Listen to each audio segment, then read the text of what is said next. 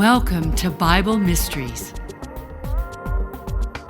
What if there are secrets in the Bible the world doesn't want you to know? You're listening to episode 169, UFO Disclosure Update, interview with Sylvia McKelvey. Now here are your hosts, Scott and John.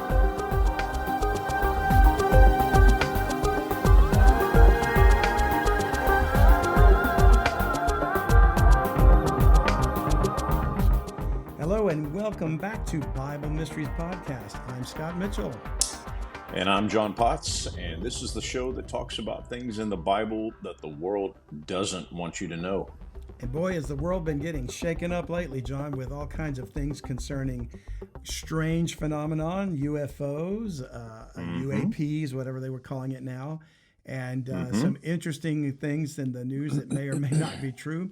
But because of all that, we just have the blessing of having one of the foremost experts on these things, which I'm going to introduce to our listeners in just a moment. Sylvia McKelvey, she's been on the show before, has a wonderful book we'll talk about in a second. But before we dive into that, John, let's go ahead and thank our latest seekers. Absolutely.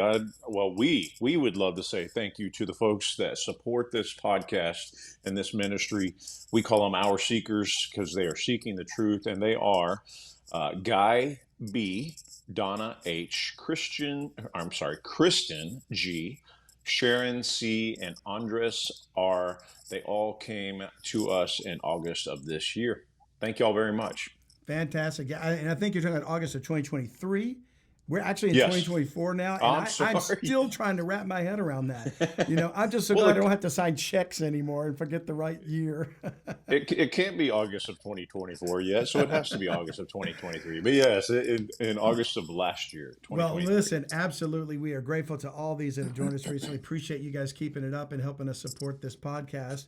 And so without further ado, I want to welcome back to our show investigator Sylvia McKelvey. Sylvia has been a Christian investigator for over 30 years. She provided research materials for and appeared in the 1983 documentary The New Age, Pathway to Paradise, produced by WDFC Christian Television in Chicago, Illinois. She has been an investigator for the Mutual UFO Network, or MUFON, and has served as the MUFON State Section Director for Santa Clara County in California. And I want to remember to ask her something about MUFON that I learned about my own city. I'll ask her as soon as I bring her in. But Sylvia is the author of Storm on the Horizon. John's got the book showing there, The New Age, UFOs, and the Cosmic Christ. It is a fascinating read. I've loved every page of it. It is available at Amazon, LifeRich, and Barnes & Noble.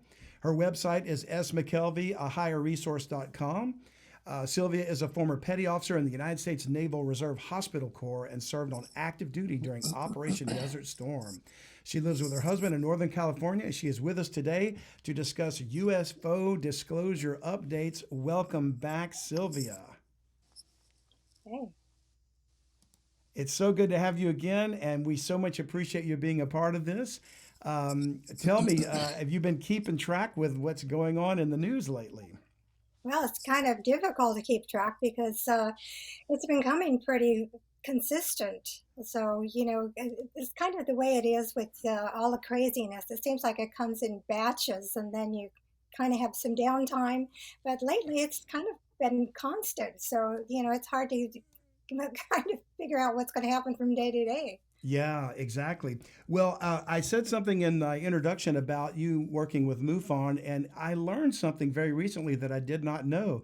There was once an active office for MUFON in my city of Seguin, Texas. Yes. I think it was one of the original headquarters or something like that. So there's a little history to that I did not know when I moved to Seguin. I moved out here for ministry and had no idea. But evidently that office was moved or shut down at some point in the past. Yeah, and it's, you know, it kind of dates me, but I'll have to tell you when I joined, it was still in Seguin. Wow. Okay. So you had heard of Seguin, Texas before. Oh, yeah. Oh, yeah. Well, there you go, John. We're not such a little city after all. We made the map. Sylvia, you said it was still in Seguin, so you obviously knew about that office, and you're in Northern California. Does that mean it was more than just one investigator? It was like a regional office or something like that, or? Yes, actually, it was, I think, what gave everybody a start to start forming groups in different states. And so you come up with your state director and your section directors and your Hmm. investigators. So I think it actually grew from Seguin to where it is now, which is international, actually. Oh, wow. So Wow. I had All no right. idea it started here, or at least parts of it started here. So that's fascinating. So folks, just want you to know that we may be a little small town, but we've got some history to us, Yeah. which is kind of interesting. Well, Sylvia, Hey, welcome back to the show. John, I'm sorry, go ahead. yeah, no, I was just going to ask real quick for a lot of folks out there that don't aren't completely familiar with MUFON. I was just going to ask Sylvia, what does that stand for again, just so everybody knows and they start researching it, looking it up. Mutual UFO Network. So they do Okay. have a website, and it's pretty informative. So anybody can reach it. I think it's just MUFON.com. Um, so yeah, there's a lot of information there. So if you've got a chance, I'd say go check it out. And that's Yeah. if anybody sees some unusual activity or UAP itself or a UFO, they can go to MUFON.com and report it, and then from there, y'all take it and start the investigation. Correct? That's correct. Yes, there is Okay. a part where you can um, leave your information and your sighting or whatever you're going to report to them, and then they will get it to the appropriate people, hopefully in an area that's close to the person reporting the incident. Oh, that's fascinating. Well, Awesome. we'll put that link up in our show notes for this episode, Sylvia. I think that might be helpful for some. But you know, a lot has come out towards disclosure last year, and it looks like 2024 is looking to be another interesting pattern of events. What would you say is the latest thing that you've learned about disclosure and the U.S. government? I remember when we texted briefly before this interview, you were saying there was something that was about to come out this weekend. Did that happen? Well, not the weekend per se. They had another meeting last week on Friday, and we had hopes that maybe we would learn more from the uh, initial meeting they had back starting in July. But as usual, there's little new, and certainly disclosure has not been forthcoming. And to listen to Congressman Tim Burchett from Tennessee, he's pretty much been heading up that group that's looking into it with the government, and he's discouraged. So Mm. he was getting more frustrated that they get just a little bit. It seems like it's coming out in spoonfuls, and it's Yeah. probably script or something you can't run with. But he made a good point though. He wanted to know where all of the money that's been funded for this UFO group in our government, where it was going if they poo-poo it and say really it doesn't exist. But there's a lot of money sitting there for something. Yeah. Well, I Hmm. gotta say, I'm impressed. I'm rarely ever impressed with politicians, but Tim Burchett seems to be a stand-up kind of guy. His cynicism towards the government is healthy, I think. In fact, he even calls it the war pigs when he talks about the ones that keep wanting to fund these wars. So I got to say, I got to give him some credit for being honest about things. But John, you had a Hmm. question about the terminology that seems to be shifting in these investigations. Yeah. So it's one thing that I've been wondering about is we called it UFO for so long, and now it seems like in the last 2 to 3 years, or just recently, right, that it's changed to UAP. And what I'm wondering is, why did they change the terminology? Is there some motivation behind that, right? Or is it because maybe they're finding out that they're not all flying objects? Some of them are flying, or some of them are going through water, Mm. right? Mm-hmm. Or what do you know, Sylvia, about that terminology and why they've changed it? Yes, I've heard a couple of things on that also. It's unidentified aerial phenomena now. So, part of the reasoning, I guess, is they wanted to have a generic for anything that was, like you said, in the water or seen elsewhere, maybe not even flying. But I think also it serves a purpose to kind of take it to a different location. In other words, there's other people in charge of this now reporting system other than just UFO reporters and the old team, so to speak. So I think it's a move on the part of the government to kind of keep it in house by renaming it, and maybe it sounds a little softer. But there's really, I don't think, any other big reason why they did it. Okay.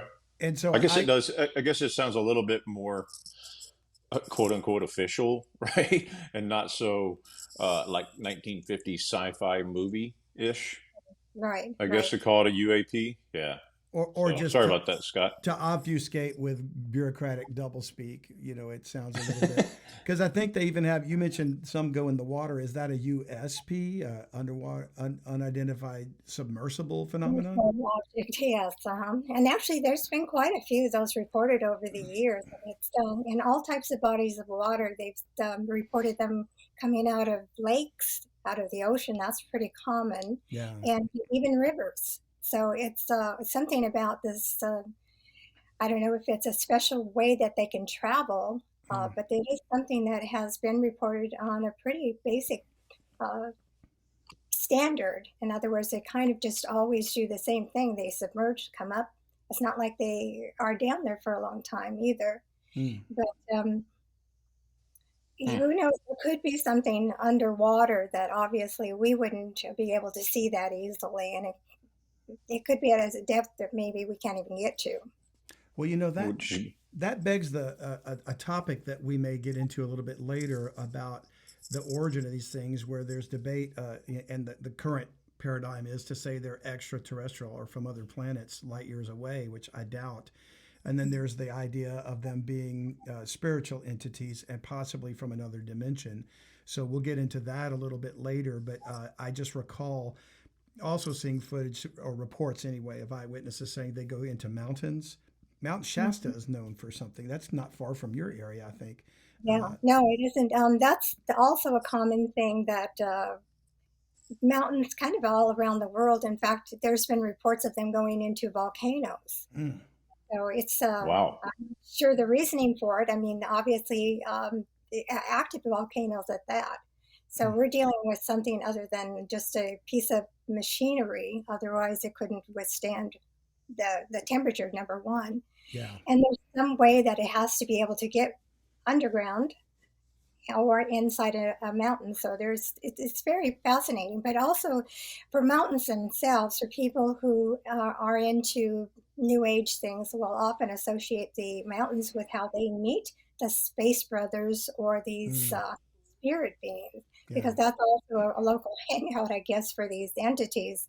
But it kind of ties together. Yeah, exactly. Probably in one form or another, we're talking about portals, and we'll actually have some questions about that later. But in our last interview, Sylvia, you stated something about the fact that the government is in a precarious position officially to have a full disclosure on UFOs. Has anything changed to force their hand in any direction with these hearings, or like you said, Tim Burchett's frustrated with the speed and the pace? Are we making an impact here? It's interesting to think about that, because they pretty much have, in my opinion, backed themselves into a corner. Because now it's coming out, they've had to admit these things exist, but now they're also in the focal point of people asking them for this acknowledgement further. Tell us something about that. Well, here's the government. They can't very well say, yes, we have the crafts, we have biogenetics creatures, or we're back engineering, for the same reason you would not want to announce that you have a new special jet plane that is top secret. So you're going to be letting out classified information by them admitting that. Secondly, they can't say they don't have it for the same reason they can't say they do, because if the enemies of our country think we have this technology, they're going to probably be a little bit more, probably paying a little bit more attention to that in our technology. And also, if we don't, let's say it's absolutely nonsense, they're not going to want to say that either, because it's better that it's kind of like, maybe we do, maybe we don't. By announcing the fact that, okay, we have all of this, like David Grush would like, they're going to put it, actually would open a big can of worms, because here you've got the general public that's going to want to know more, want to see the evidence, and not only for us in this country, but for everyone globally. They're all going to want to know. So that's a little bit hard to deal with. Yeah. And my fourth Mhm. point on that, which I've been thinking about, if there's truly a relationship between our government and some extraterrestrial, quote, beings, we have to consider the fact that perhaps these beings do not want to be announced. They don't want Oh, to come yeah. out. So that's maybe another reason why this hasn't happened. Absolutely. Well, in regards to the government, I mean, the Pentagon has admitted to this program, right? It's called ATIP, and they've told us the budget of that program, which is about $22 million, which I guess in the grand scheme of things is not that big of a budget, but $22 million is $22 million. It's covered by major news outlets like Fox News and CNN and things like that, but yet it's not the biggest news story in the world, which it seems like if the Pentagon came out and admitted that they have a program where they are actively pursuing researching these vessels, possibly reverse engineering these vessels, how many they have in their possession, is we only get from the whistleblowers. I guess the thing is, why is this not the biggest news story in the world?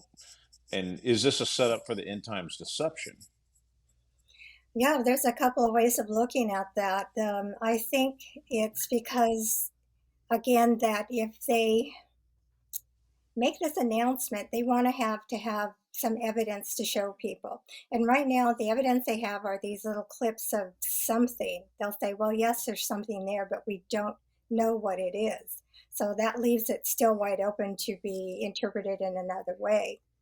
I think that this would have a big impact on people if they did have some evidence, maybe a piece of metal or something they would show in the press. I think then the press would run with it, but they're not going to run with a story that might turn out to be nothing in the end. So I think it's more the impact. They want that impact story rather than just kind of a wait and see what happens. Interesting. Yeah. That kind of comes back, John, to the evidence of, like she said, hard evidence, like a piece of metal, or just the witnesses themselves and the eyewitness. But these whistleblowers, we'll call them, all the way back to Jesse Marcel with the Roswell crash, and Bob Lazar a little bit after that, and even more recently, Luis Elizondo and David Grush, you mentioned. They've been personally attacked and discredited by official government sources. Do you believe these whistleblowers who testified before Congress are credible witnesses? Or is this just a standard tactic by the Pentagon to discredit them and control the narrative about UFOs? Well, two things on that. I do believe these are credible witnesses. I believe their credentials have been shown to be authentic, and I have no reason to doubt their testimony on this. And I think that in the olden days, you would have gotten a visit from the Men in Black, and these days it's more an intimidation factor. And I think that's because the government or whatever agency is looking to keep this quiet, is that they don't want to have to be put in the position of having to answer questions. They don't want the focus on them. And as long as they have these people out there, that's a chance that it'll keep coming back to them. So it's much easier to say that they're misinterpreting what they're seeing, they're misinformed, and they may be just crazy. So that's been a very common thing that they've done over the years. Yeah. Hi, if you're enjoying this podcast, please consider being a full-time subscriber. We are going to use these funds to expand the message and get the word out about what's in the Bible that the world doesn't want you to know about. That's right, John. We appreciate you listening, but we'd love it if you'd subscribe. That way we can reach more people with the time we have left. So enjoy the rest of the podcast, but think about subscribing if the Lord puts it on your heart. To subscribe, just go to BibleMysteries.supercast.com. Thanks. Yeah. Yeah. Absolutely. Yeah. I think that's probably right in the playbook of the Pentagon and the CIA and whoever else may be in power here, right?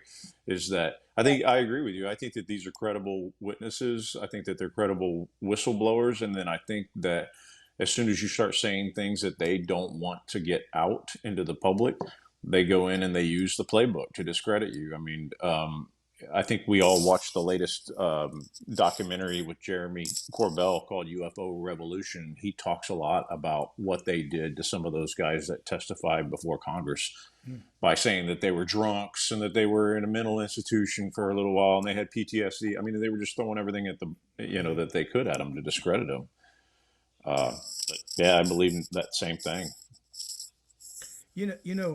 John, you mentioned earlier about these sightings, and this is kind of getting back to these witnesses because of their military and State Department type credentials. But these sightings are typically like military planes or ships that are sighting them. You recall talking about that? What that might have been? Yeah, I mean, it doesn't it seem like 9 out of well, first of all, let me say this. On any given day, how many commercial airline planes are up in the sky, right? Thousands and thousands of them. And that's just in the United States. So you think about the worldwide scope, how many commercial airliners are in the air, and then how many ships are on the ocean every day? There's thousands of tanker ships carrying cargo all over the world. So doesn't it seem odd that, I'm just going to throw a number out there, I don't know how accurate it is, 85 to 90% of all sightings are all military planes and or military ships. So I thought that was just kind of a strange thing that it leans so heavily towards military sightings. And I wonder if that has to do anything with nuclear technology. Like an aircraft carrier is run by nuclear technology, whereas a oil freighter is run by diesel. As an example. And then military planes probably have nuclear technology on them, whereas a commercial airliner is using regular jet propulsion, right? So I don't know. And Cynthia, I don't know if you have an answer to that or any thoughts on that. Yeah, I do. I think that the reason that we hear more from the military side of it is, like you say, because we have atomic weapons. It's quite common to see them over ships that also have nuclear weapons, submarines. Also for bases that house nuclear weapons. This is a very common thing that they're often having regular sightings by whatever these objects are. And certainly the atomic bomb situation does attract them. But to your other point, there are a lot of commercial pilots that have made reports and commercial ships. The problem that we don't hear about them is that the pilots and maybe these captains don't want to put themselves into that stigma. They don't want to have that. It's because that stigma still exists. Like if you report something like that, they're going to wonder about your credibility and if you're able to do your job. That's especially true for commercial airline pilots. For years, they've been put under this threat of you're going to lose your job or you're going to be given time off or something if you say something.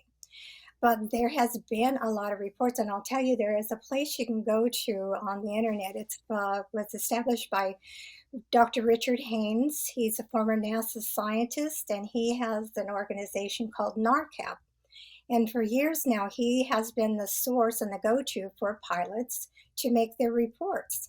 So they can come to this site, report what has happened in their commercial pilot experiences, and not have to suffer the repercussions of making a formal report with the company.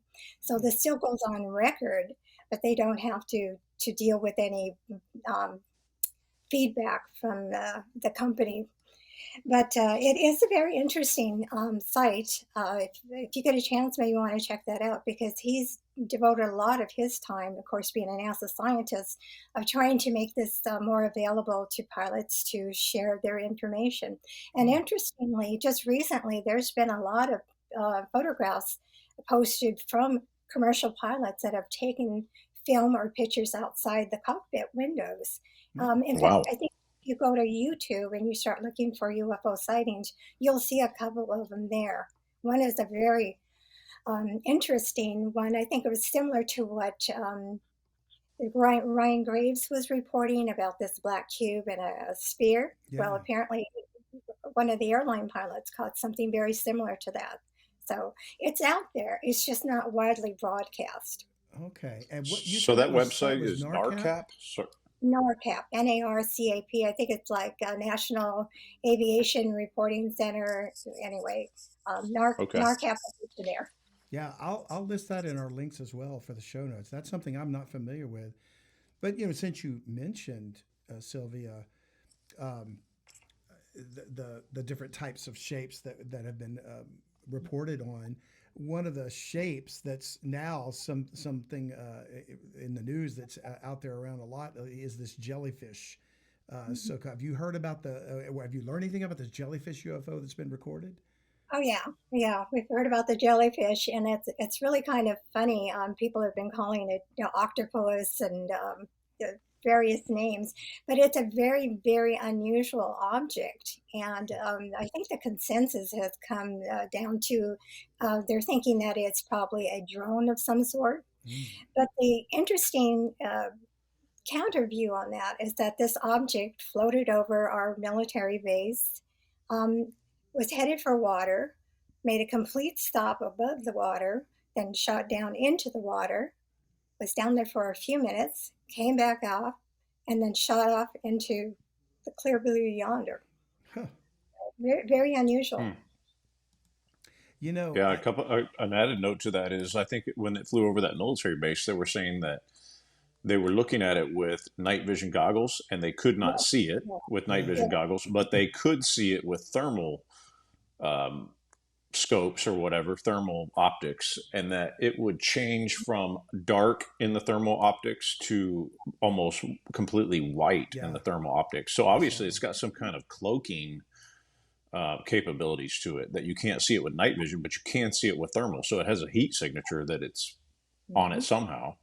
Yeah, thank you for mentioning that, because that was something that came up about viewing other objects that you necessarily can't see with your own eyes, but people have been catching them on camera or on video and on these heat-seeking instruments also. But going from black to white like that, it's like it's shuffling back and forth with some type of energy as well. So people have added that to the we don't know what this is category because of that unusual trait alone. Yeah, Sylvia, in your book and Storm on the Horizon, and in your website, you have photographs that you yourself have taken of orbs and other things, and they're pretty clear. I mean, I would have to say that I don't know if you're a professional photographer, but those shots are quite good. Whereas many times we're seeing video footage or even photographs that are so blurry. And granted, we're not all professional photographers, so I understand that. But with the advent of smartphones today, and they're so much better with cameras and things like that, they almost make it idiot-proof, to take a decent photo. We're gone are the days of grandma cutting your head off on your birthday, with a Polaroid. Yeah. But, still we're seeing such grainy footage so many times, and I wonder if that has something to do with what you just mentioned. There's an energy or a heat signature or something being put off.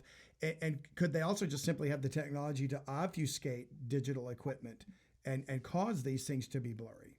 Yeah, everybody's big main complaint is that it's a blurry picture. And I tend to agree with you on that, because if you have something that is vibrating maybe at a different speed or causing some kind of cloaking, I don't know, mist or whatever around itself, it could cause, the blurring effect where you can't get a very clear picture, because number one, maybe movements involved. It may have this cloaking technique that it uses. Other things that could add to just picture distortion. And, it's been reported from people, even I mentioned this, that in citing some of these that tend to have this plasma cloaking, you can also see these waves of energy coming off of it, just as if you would see on a hot day coming off a pavement. It has that type of effect to it. So I'm assuming if it's doing that, then it could possibly also be altering what it looks like. Yeah, I agree with that.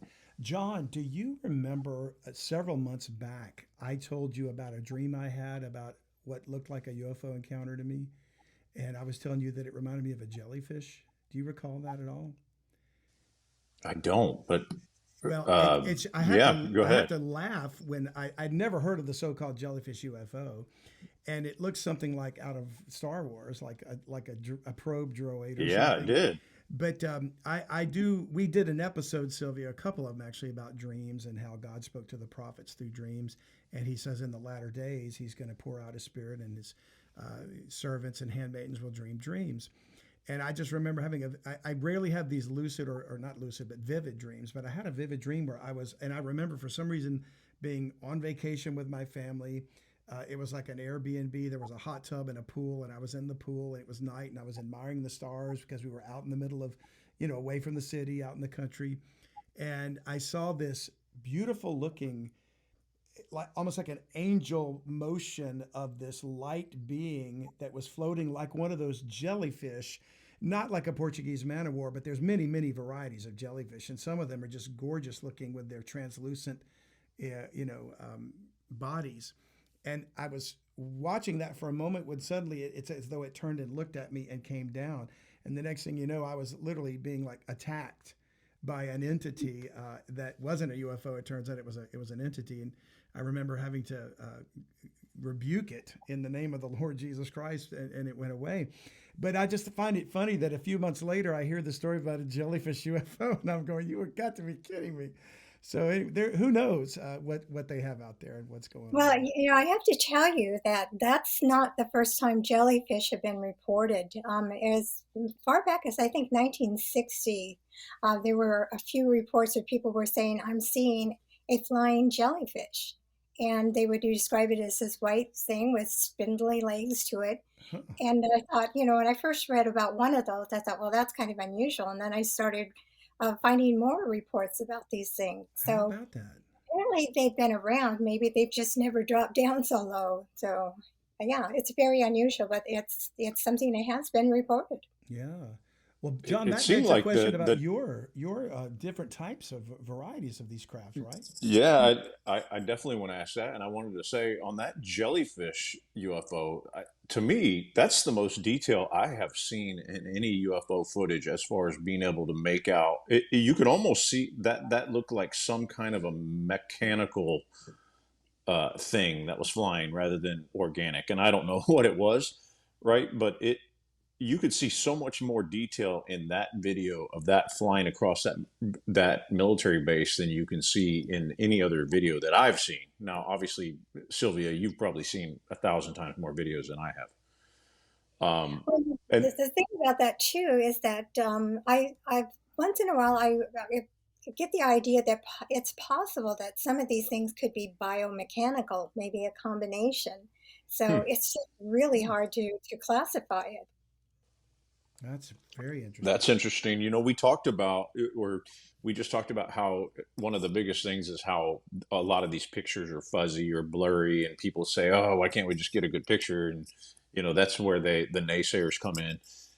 Mhm. Personally, I think that because we're probably dealing, or obviously dealing with a very advanced technology here, that when you start applying that same reasoning to some of the stuff, call it cryptid stuff that people see in the woods. People have been trying to catch Bigfoot on camera for I don't know how long. And some people say that they catch him on camera and it's always a blurry or sketchy photo, and the Yeah. same thing with other creatures, right?